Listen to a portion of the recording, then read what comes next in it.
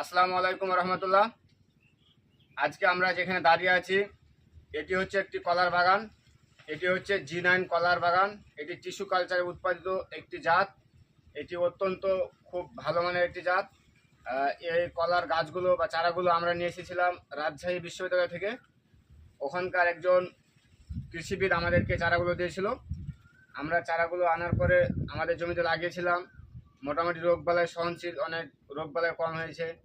এখন হচ্ছে কি আমাদের যে কলাগুলো হয়ে গেছে, আমাদের এখানে মোটামুটি 700-800 গাছ আছে, 800-র মতো গাছ আছে আমাদের এখান থেকে। আমরা প্রথম স্টেপ, ফার্স্ট স্টেপ এখন আমরা 300-র মতো খাঞ্জি কাটতে পারবো। তো এখন আমরা এগুলো বেচবো। এবং আপনারা দেখেন ওপরের যে কলার সাইজ এবং নিচের কলার সাইজ পুরাটাই সমান, ছোট বড় নাই। আপনারা যদি অন্য জাতের কলা দেখেন ওপরেরটা হবে মোটা, নিচেরটা চিকন, কিন্তু এখানে জি9 কলা যেটা আমরা দেখতে পাচ্ছি ওপর এবং নিচ দুটাই সমান আছে। এজন্য